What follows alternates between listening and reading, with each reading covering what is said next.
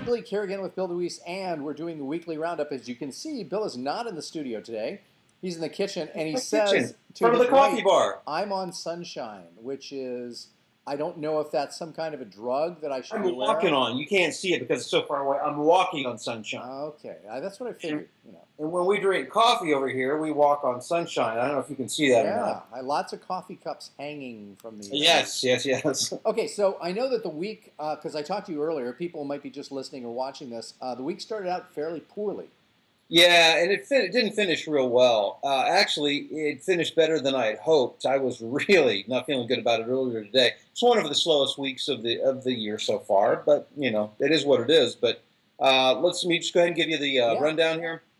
Monday, as usual, started off with New Mexico PBS. Did a couple of edgy-mercials that I often do.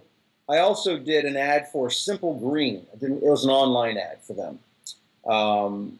On Tuesday, I did an edgy-mercial for a pharmaceutical company, explainer video for a financial services firm, and then I did a little explainer for a French media studio. Did they want you to speak like Pepe Le Pew? No, fortunately, they were looking for North Americans, so because they got plenty of the Pepe Le Pew types over there. Pepe Le Pew is my favorite character from cartoons. You must know. I can tell. That's pretty good. Yeah. On Wednesday, I did a voiceover for an acceptable use of technology policy training. I did on hold work Wednesday for AAA, for National Alamo and Enterprise Rent-A-Cars. Yesterday, just one voiceover job. It was a CAD software training. Now, today started off really slow. I ended up having 4 jobs today. So at the end of the day, I had a couple of that I booked right at the very end of the day, which pushed me over the 2,000 mark to $2,300.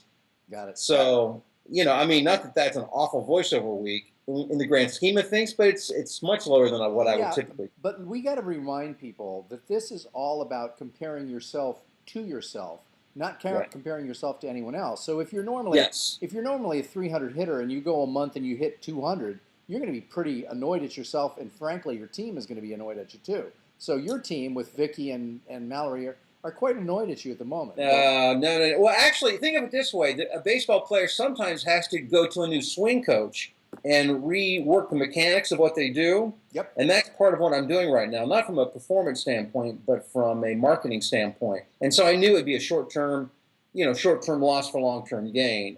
However, I mean, to have weeks like this, I don't like it, but I have confidence that over the long haul, what I'm doing will be very beneficial. Yeah, and again, if you're listening or reading and you're saying, why is he bitching and complaining about doing a $2,000 week? It's because the goal is $6,000, so he's 300% below target. So that makes Bill not feel real good about things. Yeah, and I don't mean to be complaining. It's just you start to question things, like we all do, and things don't go like we want to. We think, what am I doing wrong? And totally legit. And then you'll have a week that'll be 8,800 or something like that. So right, and then you think, oh, hey, it's always going to be awesome, and then it's just the nature of being self-employed. Yeah, and I think that everybody listening or watching should understand that this is, again, you should be looking at your own week over week and month over month sales, not at anybody else's. That this is not about competing against you; it's about competing against yourself. It really is. Otherwise, that's a losing game for sure. Yeah, and my dad used to have a line. He always used to say, no matter what you do, because at one point I was the best golfer in the Philippines, and I thought I was pretty good. He goes, at some point, there's always someone better than you. And I remember it was when John Neighbors, we were having these conversations when the backstroker had won all these Olympic gold medals, and he says, and even the guy who finishes first in the Olympics, within a matter of sometimes weeks or months, his record is broken. So, so what? So just compare yourself to yourself and make sure that trend line is upward as opposed to flat or going down if you can.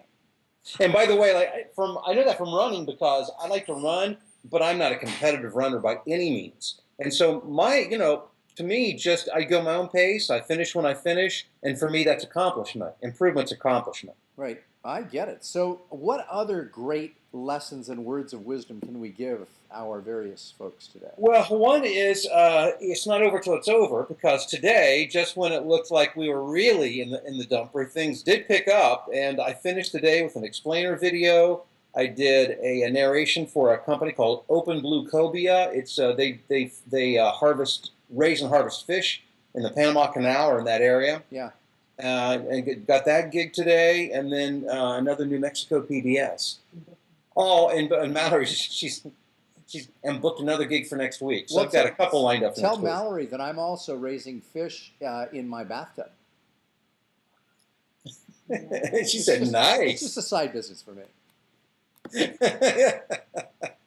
So anyway, it's chicken nuggets for dinner for you guys. absolutely. And you know what? Don't swallow the goldfish. That's what we always say. So anyway, so that sounds pretty good. Anything else that we should be aware of? No. I mean, no. It's really about keeping your head straight. This whole business is a mind game, from winning auditions to the ebb and flow of income.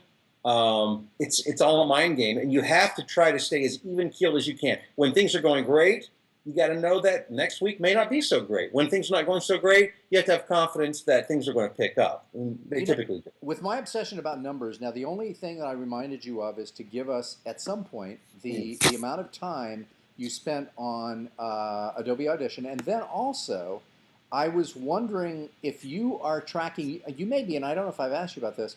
Are you tracking the percentages of auditions that you win by any chance?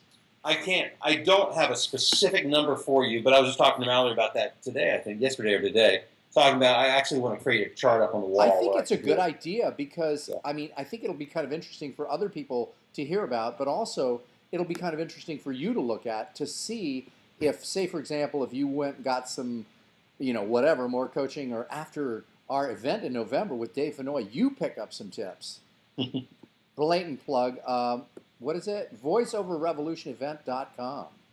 Yeah, that's right. Yeah, it's the live event with me and Dave Fennoy, so it's going to be fun. And please, if you want to register, do it before the end of June because you get $100 off. If not, you still get a great event, but it's a little bit more expensive. And if you're still worth every dollar. Yes, exactly. So, so it'd be interesting to see if your percentages over time change and improve.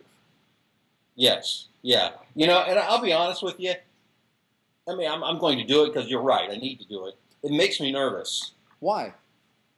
It's just, it's because it's the same. It's another thing to track and to.